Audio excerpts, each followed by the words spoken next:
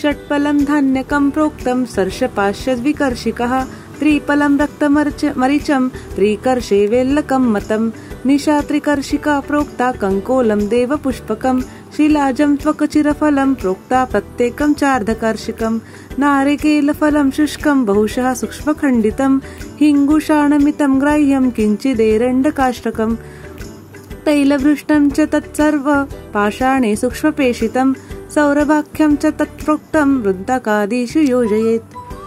तर जी बुरशी येते टेरिडोफाइट आहे, दगडफूल हे जे आपण मसाल्याचे जे द्रव्य वापरतो की नाही, तर ते तुम्ही बघा आणि त्याला एक विशिष्ट गंध असतो. म्हणजे दगडफूल जे वापरतो ते म्हणजे बाकीची जे एन्जिओस्पर्म सगळी फ्लॉवरिंग फ्रुटिंग प्लांट्स आहेत बरीचशी, पण हे जे आहेत शिलाजं हे आपण असं असणारं टेरिडोफाइटपैकी आपण द्रव्य वापरतो. त्याच्यानंतर दालचिनी सगळ्यांना माहिती आहे.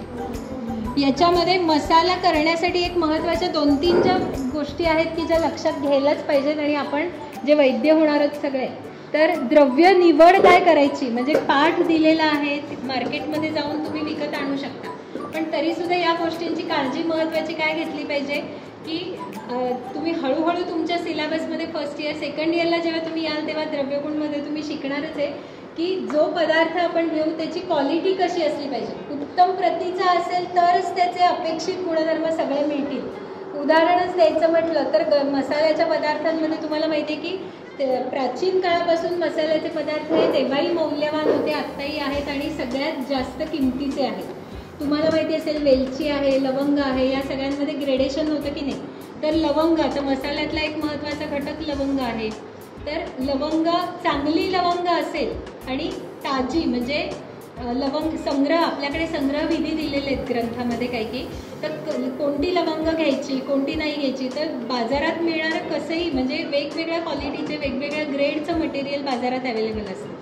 तर लवंग ही कशी पाहिजे, तुम्हाला माहिती असेल की लवंगेपासून तेल काढतात, सगळ्यांना लवंग तेल माहिती आहे. म्हणजे अशी लवंग पाहिजे की ती दिसायला पण डोळ्यांनी स्निग्ध दिसेल. जर थोडीशी नखानी प्रेस केली तर त्यातून तेल निघायला पाहिजे. अशी लवंग जी आहे ती उत्तम प्रतीची, पाण्यात टाकली तर ती खाली बुडते चांगली लवंग.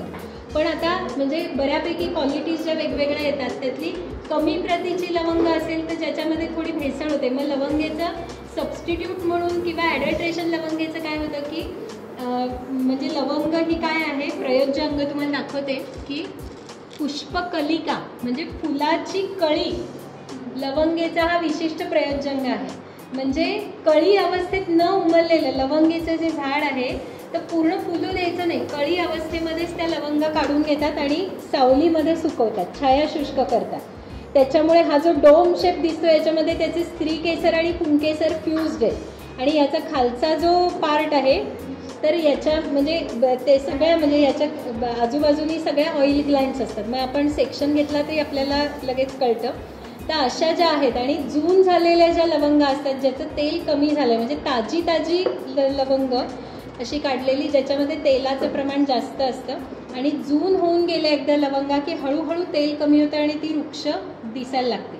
तर अशा लवंगांना मदर क्लोज म्हणतात. तर मदर क्लोज बऱ्यापैकी त्याचं ॲडिशन होतात कारण जुन्या अशा आधीच्या वर्षांच्या अशा लवंगा मिक्स करतात. नंतर लवंगेच्या देठाचे वाळलेल्या देठाचे तुकडे, झाडाचे इतर अशी म्हणजे छोट्याशा काड्या अशा याचं भेसळ लवंगीमध्ये होते आणि त्याप्रमाणे वेगवेगळ्या ग्रेड येतात. त्याच्यामुळे तुम्ही असं कुठूनही मसाला घेतला आणि डोळे झाकून आपण ही द्रव्ये आणली आणि वापरली तर त्याचे अपेक्षित गुण मिळतील आपल्याला असं होत नाही.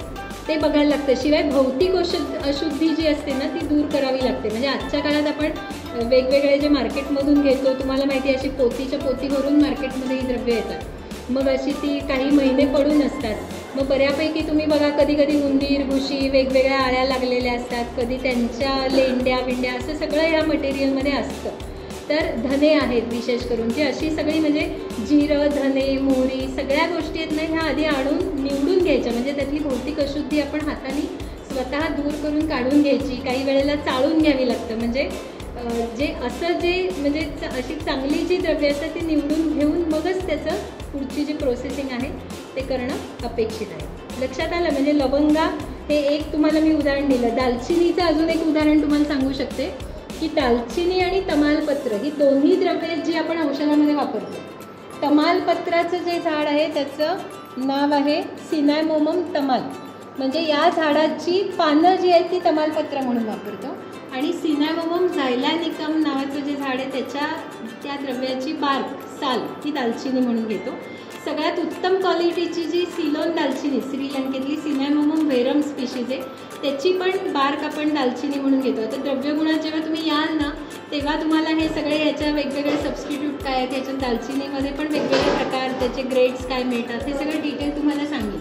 पण आजच्या काळामध्ये या म्हणजे उत्तम प्रतीची दालचिनी महाग आहे म्हणून जे रेग्युलर मार्केटमध्ये दालचिनी मिळते ती स्प्लिट दालचिनी म्हणजे तुम्ही साल झाडाची काढायची, बाह्यतः असलेली नुसती अशी सालीचे टवके काढायचे, अंतरसाल घ्यायची, बाह्यसाल घ्यायची, किती मोठी घ्यायची, याच्यावरून पुन्हा ग्रेड निघतात. आणि तमालपत्राचं पत्र वापरायचं आहे ना तर त्या झाडाची पण साल दालचिनी म्हणून मार्केटमध्ये विकतात.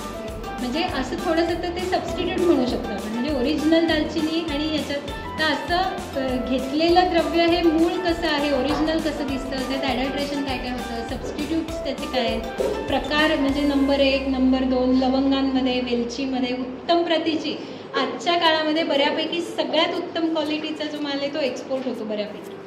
त्यातल्या त्यात पुढचं मिळतं पण हे बघण्यासारखं असतं. आणि ह्याचे आजकाल तर म्हणजे व्हिडिओ पण अवेलेबल. हिंग आहे, हिंग पण अनेक हिंगामध्ये भेसळ होते. हिंग हा झाडाचा निर्यास आहे, डिंक आहे.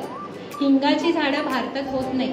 अफगाणिस्तान, इराण या भागामध्येच हिंगाची झाडं होतात. आपल्याकडे हिमालयामध्ये ड्राय डेझर्ट रिजन जे आहे म्हणजे लेह लडाखचा काही भाग, तर काही ठिकाणी तिथे हिंगाचं कल्टिवेशनचे प्रयत्न आता चालू आहेत. नॅचरली खूप कमी प्रमाणात तिथे सुद्धा हिंग मिळतो. त्याच्यामुळे म्हणजे आयुर्वेदाच्या काळापासून हिंग हा बाल्लिक प्रदेशाचा आहे. बाल्लिक म्हणजे अफगाणिस्तान आणि तो जो काही भाग होता तिथूनच हिंग हा भारतात यायचा म्हणजे आपण आणायचं.